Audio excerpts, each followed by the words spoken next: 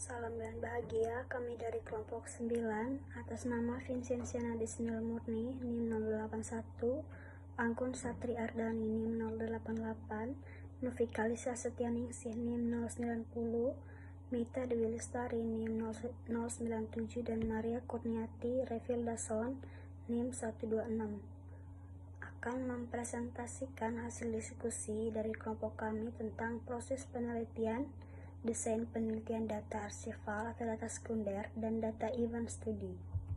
Desain penelitian data archival atau data sekunder. Data sekunder merupakan sumber data penelitian yang diperoleh peneliti secara tidak langsung melalui media perantara atau diperoleh dan dicatat oleh pihak lain. Data sekunder umumnya berupa bukti, catatan, atau laporan historis yang telah tersusun dalam arsip atau data dokumenter yang dipublikasikan dan tidak dipublikasikan. Metode penelitian yang umumnya menggunakan data sekunder adalah penelitian arsip atau archival research yang memuat kejadian masa lalu atau historis. Pengumpulan data sekunder relatif lebih cepat dan lebih murah dibandingkan dengan pengumpulan data primer. Yang berikut tujuan analis data sekunder.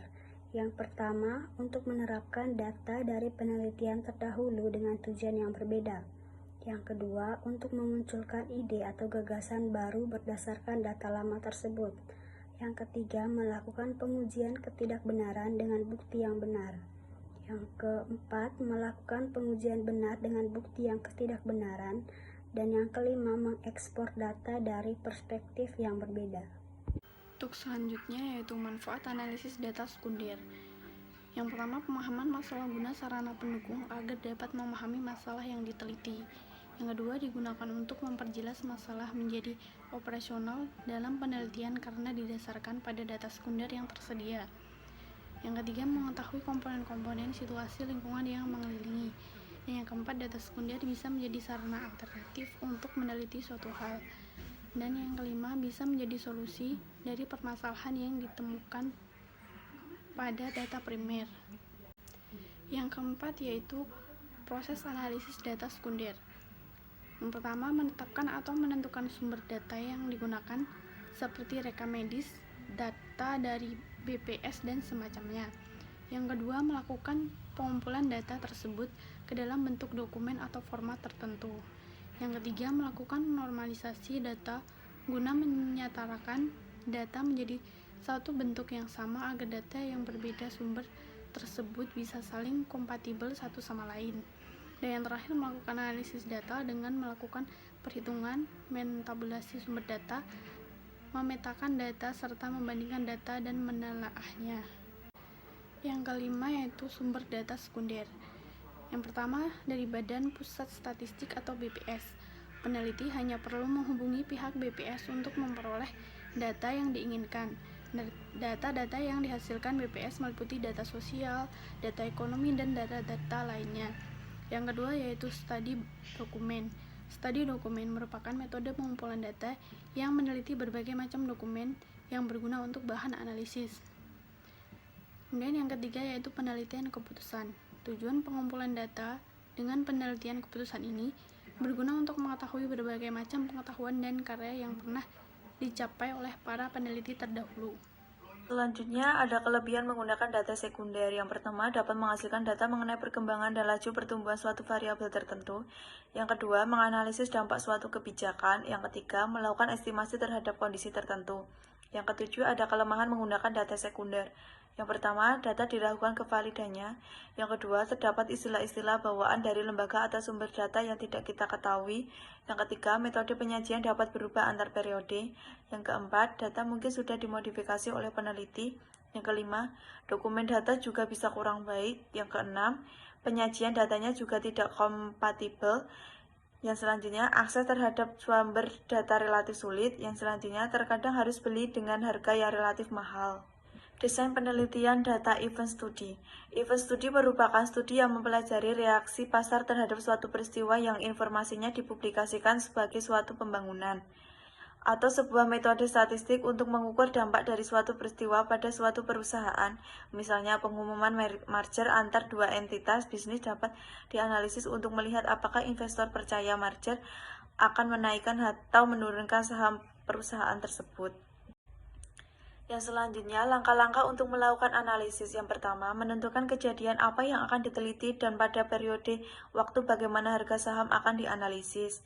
Yang kedua, menjelaskan kriteria yang digunakan dalam memilih perusahaan mana yang diikutsertakan dalam analisis. Misalnya, perusahaan dari lingkup industri yang sama atau perusahaan yang terdaftar pada pasar saham tertentu. Yang ketiga, mengukur tingkat pengembalian normal dan abnormal. Tingkat pengembalian normal adalah tingkat pengembalian yang diharapkan apabila tidak terjadinya event. Yang keempat, melakukan pengujian terhadap tingkat pengembalian abnormal terakhir. Menguji tingkat pengembalian ternyata adalah abnormal dan signifikan yang secara statistik. Jenis event study.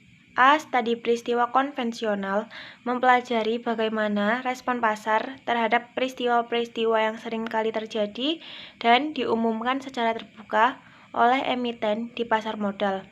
Dampak dari peristiwa ini bersifat konvensional, yang umumnya mudah diantisipasi oleh pelaku pasar.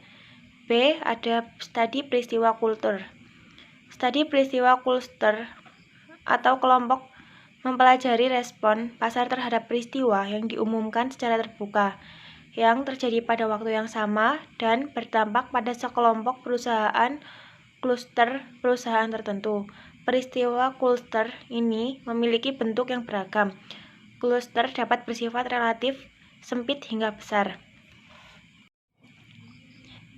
C. Studi peristiwa tak terduga.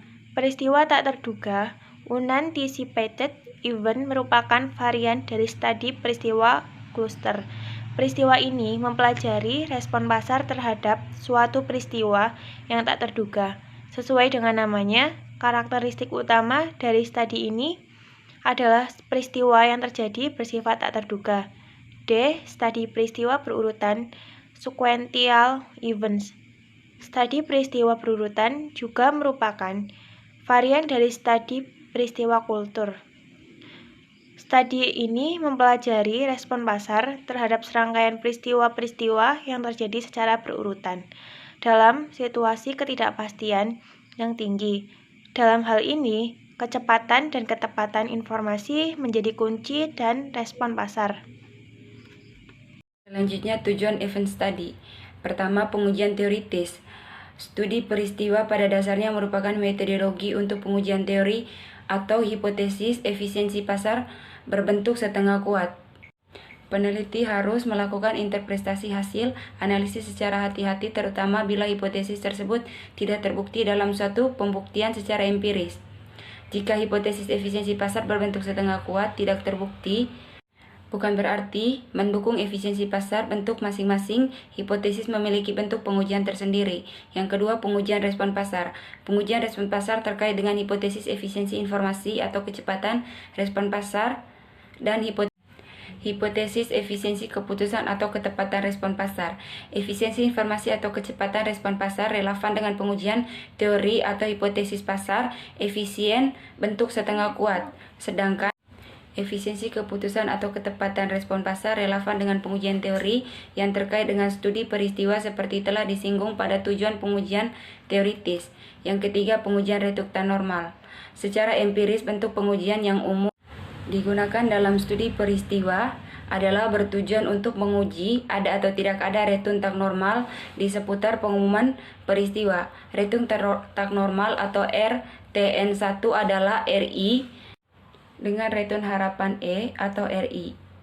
Bila tidak tepat peristiwa, return aktual cenderung tidak berbeda dengan return harapan. Namun bila terdapat suatu peristiwa yang diduga dengan menyebabkan perubahan aliran kas di masa datang, pasar akan bereaksi terhadap pengumuman tersebut, sehingga return aktual cenderung berbeda dari return harapan. Sekian pemaparan materi dari kelompok kami, kurang lebihnya kami mohon maaf. Sekian dan terima kasih. Salam.